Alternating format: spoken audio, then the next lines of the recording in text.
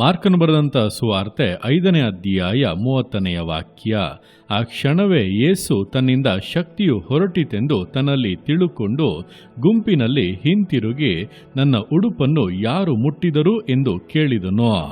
ಈ ವಾಕ್ಯದಲ್ಲಿ 12 ವರ್ಷಗಳ ರಕ್ತಕುಸುಮ ರೋಗದಿಂದ ಬಳಲುತ್ತಾ ಇದ್ದಂಥ ಸ್ತ್ರೀಯು ಯೇಸುಕ್ರಿಸ್ತನಿಂದ ಬಿಡುಗಡೆಯನ್ನು ಹೊಂದಿದಾಗ ನಡೆದಂಥ ಘಟನೆಗಳನ್ನು ವಿವರಿಸಲಾಗಿದೆ. ನೋಡುವಂಥ ಸಮಯದಲ್ಲಿ 12 ವರ್ಷಗಳಾಗಿ ರಕ್ತಕುಸುಮ ರೋಗದಿಂದ ಬಳಲುತ್ತಾ ಅನೇಕ ವೈದ್ಯರ ಬಳಿ ಹೋಗಿ ಹಲವಾರು ಚಿಕಿತ್ಸೆಗಳನ್ನು ಪಡೆದುಕೊಂಡು ಆಸ್ತಿಯನ್ನೆಲ್ಲ ನಷ್ಟಪಡಿಸಿಕೊಂಡರೂ ಕೂಡ ಅವಳಿಗೆ ಯಾವುದೇ ಪ್ರಯೋಜನವಾಗಲಿಲ್ಲ. ಇಂತಹ ಪರಿಸ್ಥಿತಿಯಲ್ಲಿ ಆಕೆಯು ಯೇಸುಕ್ರಿಸ್ತನ ಕುರಿತಾಗಿ ಕೇಳಿ, ನಾನು ಆತನ ಉಡುಪನ್ನು ಮುಟ್ಟಿದರೆ ಸಾಕು, ನೆಟ್ಟಗಾಗುತ್ತೇನೆಂಬುದಾಗಿ ಆಲೋಚಿಸಿ ಜನರ ಗುಂಪಿನ ಮಧ್ಯದಲ್ಲಿ ಬಂದು ಹಿಂದಿನಿಂದ ಆತನ ಉಡುಪನ್ನ ಮುಟ್ಟಿದಳು. ಮುಟ್ಟಿದ ಕೂಡಲೇ ಆ ರೋಗವು ಬಿಟ್ಟು ಹೋಗಿ ಅವಳು ಗುಣವಾದಳು. ಇದು ಆದ ನಂತರ ಈಗ ಯೇಸು ಕ್ರಿಸ್ತನು ತನ್ನಿಂದ ಶಕ್ತಿಯು ಹೊರಟಿತೆಂಬುದಾಗಿ ತಿಳಿದುಕೊಂಡು ಗುಂಪಿನಲ್ಲಿ ಹಿಂತಿರುಗಿ ನನ್ನ ಉಡುಪನ್ನು ಮುಟ್ಟಿದವರು ಯಾರೆಂಬುದಾಗಿ ಕೇಳುತ್ತಾ ಇದ್ದಾನೆ.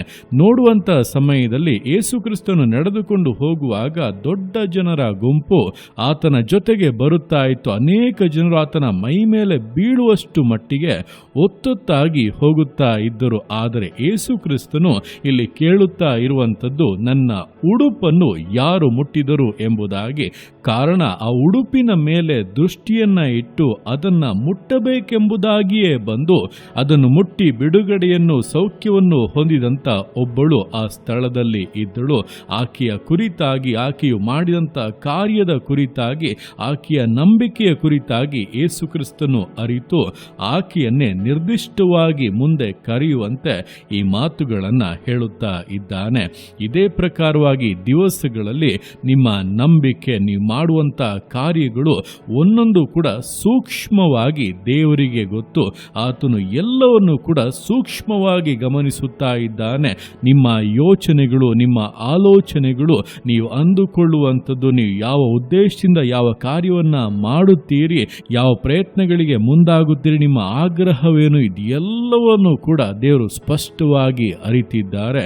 ಆ ಸೂಕ್ಷ್ಮತೆಗಳನ್ನು ತಿಳಿದಿರುವಂಥ ದೇವರು ನಿಮ್ಮ ಜೀವಿತಗಳಲ್ಲಿ ಖಂಡಿತವಾಗಿ ಅದ್ಭುತವನ್ನು ಮಾಡುತ್ತಾರೆ. ಕಾರಣ, ನೀವು ಆತನ ಮಕ್ಕಳು. ನಿಮ್ಮನ್ನು ಆತನು ಎಂದಿಗೂ ತಿರಸ್ಕರಿಸುವುದಿಲ್ಲ, ತಳ್ಳಿಬಿಡುವುದಿಲ್ಲ. ನಿಮ್ಮ ಚಿಕ್ಕ ಚಿಕ್ಕ ಆಸೆಗಳನ್ನು ಕೂಡ ಆತನು ಪೂರೈಸುತ್ತಾನೆ.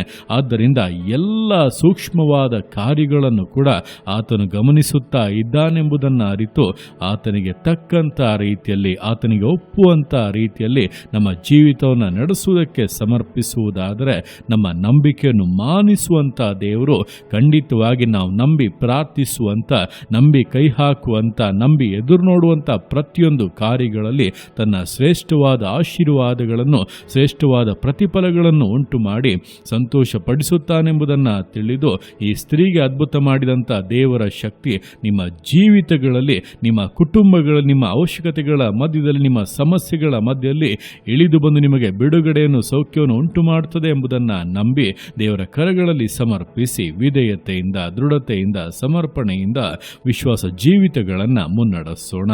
ದೇವರ ಕರಗಳಲ್ಲಿ ಸಮರ್ಪಿಸಿ ಪ್ರಾರ್ಥಿಸೋಣ. ಯೇಸುವೆ ಸ್ತೋತ್ರ ರಾಜ, ಕೊಟ್ಟಂಥ ದಿವಸಕ್ಕೋಸ್ಕರ ಸ್ತೋತ್ರ ಕರ್ತನೆ. ಈ ದಿವಸ ನಿನ್ನ ಕರಗಳಲ್ಲಿ ಸಮರ್ಪಿಸ್ತಾನೆ. ಪ್ರತಿಯೊಂದು ಜೀವಿತಗಳನ್ನು ನೀನು ಆಳ್ವಿಕೆ ಮಾಡು, ಬಲಪಡಿಸು ಕರ್ತನೆ. ಹೌದಪ್ಪ, ದಿವಸಗಳಲ್ಲಿ ನಿನ್ನ ವಸ್ತ್ರವನ್ನು ಮುಟ್ಟಿದರೆ ಸಾಕು, ನೆಟ್ಟಗಾಗುತ್ತೇನೆಂಬುದಾಗಿ ನಂಬಿ ಹಿಂದಿನಿಂದ ಬಂದು ಅಪ್ಪ ಆ ರಕ್ತಕುಸುಮ ರೋಗಿ ನಿನ್ನ ವಸ್ತ್ರವನ್ನು ಮುಟ್ಟಿದ ಕೂಡಲೇ ಗುಣವಾದಳು.